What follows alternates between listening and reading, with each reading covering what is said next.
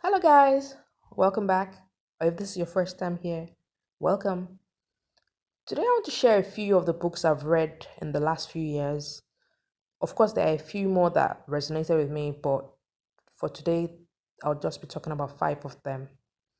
So, here's a glimpse into my bookshelf, as aptly titled. The first one would be The Five Love Languages, The Secret to Love That Lasts. The title says it all, and I want to believe that a majority of us have heard about the five love languages. This book is by Gary Chapman, and it highlights the benefits of showing and receiving love from one's partner. I like that it was an easy to read book which shed light on the different love languages and how to express them. It provided examples that one could relate to, although it focused more on romance and not on relationships with friends or other people around us. There are other books in the range of the five love languages, but I'm going to mention two other ones that you might be interested in. The first one is The Five Languages of Appreciation in the Workplace and A Teen's Guide to the Five Love Languages. So you could check those ones out too for any of you that are workers or that have teenagers. Okay, back to my review. I think this is one of the books that should be in most people's collections. Be prepared though, if you're not too religious, this book makes reference to Christianity quite a few times. I didn't mind that at all, but some might. The book emphasizes on loving your partner the way they want to be loved, using their love language and not how you think they should be loved or want to be loved. That's a very important fact. If you've read this book, kindly let me know your thoughts about it. And if you're yet to read it, but you know about the five love languages, namely acts of service, physical touch, gifts, quality time, and words of affirmation, share with me what you think your love languages are. Let me end this review by sharing two of my favorite texts from the book. The first one is Love doesn't keep a score of wrongs. Love doesn't bring up past failures. Yeah. The second one will be I am amazed by how many individuals mess up every new day with yesterday. They insist on bringing into today the failures of yesterday, and in so doing, they pollute a potentially wonderful present. Hmm. I hear that clearly. I know it's kind of difficult sometimes. We tend to just think of the past and what could have been, but I guess we really all have to just enjoy what we have now and make the most of it, as they say.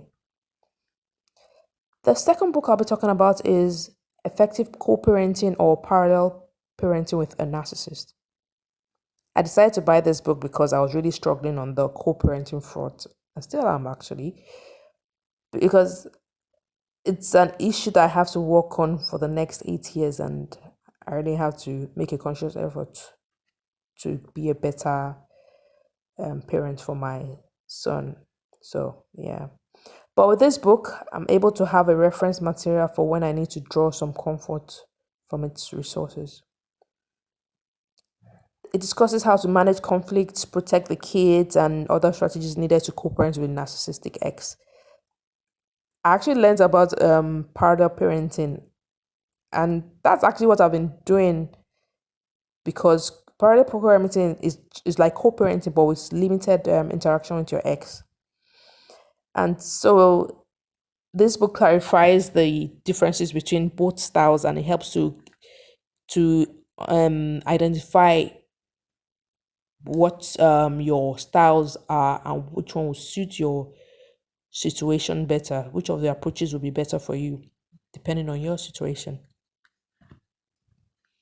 I also got introduced to the gray rock method, which is a technique for dealing with toxic people. I'm not going to say too much about it, so I want you to read the book. I've been trying that method and will continue applying it where I deem fit. I would recommend this book for anyone that has to deal with a narcissistic ex or even any other person with such traits, because I think there'll be at least one gem you can pick from it. I think you'll be doing your kids a favor by effectively parenting them regardless of the situation you have found yourself. And this book, while not having all the answers, yeah, it has some that are undeniably useful. So yeah. The third book from my shelf is Get Divorced to Be Happy. Oh, this was actually a gift from a friend. I smiled when I saw the title because happy wasn't what I would have described any of my emotions about my divorce as at that time. Anyways, the book is by Helen Thorne, and like all the books in this video, it's available on Amazon. It's mainly about her story of separation and eventual divorce. She mentioned that they had gone for counseling, but she found out during that time that he was cheating, and that was the trigger for her asking for a divorce. Because truly, what's the point? She gave advice about the importance of financial independence and not taking issues such as expenses, pensions, etc. lightly. Financial maturity was not one of her strong points, and she had to work on it after the separation. She included expert advice about divorce, counseling, motherhood, the legal issues that might come up during divorce, and dating. Let me just say she had fun dating. She, of course, discussed some lessons she learned on her journey. Another part I liked was her reference to the strength she got from receiving support from family and friends. As I mentioned in one of my previous videos, this support is very key when dealing with divorce. I can't overemphasize on this. Very important, and I hope we all get that support when we need it. So, to conclude with this review, I just want to say that when you decide to read this book, keep in mind that it is a sort of memoir and you enjoy it better.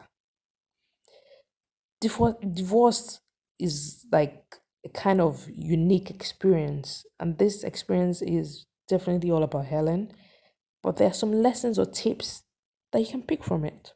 I did. The fourth book that I'll be talking about is Women Who Love Too Much. This book is by Robin Norwood. No, this book isn't about us Ruths out there. It's about women or people in general who give too much of themselves for the sake of others. It discusses how a lot of women tend to involve themselves in unhealthy relationships and find it hard to extract themselves from the toxic situations. Yeah, there are a lot of that, and yeah, it's kind of sad. You you would think that, oh yeah, she should have left, but sometimes it's not as easy as that. So yeah, I get. She shows with case studies and stories of how to identify behaviors such as codependence, low self esteem. I think the examples of scenarios also highlight how to identify some negative traits and what we might need to do to tackle them. She offers some tools and strategies that can help on the journey to discovering self. That means demanding better and getting better from our relationships. We deserve. I really like this book when I read it, and I know I might read it again before the year runs out. So, here are some texts that stood out for me. The first one is when being in love means being in pain, we're loving too much. The second one is with understanding comes the opportunity for choice. So, the greater your understanding, the greater our freedom of choice. The third one is the key is in learning how to live a healthy, satisfying, and serene life without being dependent on another person for happiness. That is so key. The happiness should always come from within. Even if you're in love with a good person, you should be happy regardless. Like from within, like it should be inside you. You shouldn't be dependent on anybody. Okay, so when you read this book, can you let me know your favorite texts when you decide to read it? I would love to hear them. The last book, but certainly not the least, is Forgiving What You Can't Forget by Lisa Terkeurst. In this book, the statement in the beginning, it got me like it got me thinking. It was Do you ever find yourself defining life by before and after this deep hurt? I actually decided when I read that because I had done that in the last few years a little more than I should. As she mentioned, the hurt could be end of friendships, malpractice, divorce, false accusations, and so on and so forth. The day everything changed. The book includes personal experiences and biblical guidance. A little disclaimer again: be prepared if you're a non Christian or not too religious. So, if you're a non Christian person or you're not too religious, there are lots of Bible verses. Or I liked how the author mentioned that she struggled with forgiveness because, as we know, it's not easy, and showed that she doesn't have all the answers, but she just wanted us to have a front seat view of her journey, and we're glad she did that. It also discusses how to maneuver the forgiveness journey with tips, scriptures, and practical steps. It states how to move when the other person refuses to change and never says they're sorry. And this is very important. And actually, it's important for me too because it's not every time people are going to acknowledge that they did you wrong or even apologize. So the forgiveness is going to be for your own good and not for theirs. So if you don't get that apology, just do work on the forgiveness for you. That is what I'm telling myself now, and that is what I'm working on. So forgiveness, whether I get the sorry or not, that forgiveness is for me. So yeah, I get that. This also discusses how to nullify the effects of triggers because yeah, those ones are plenty. So it'd be good to know how to nullify their effects.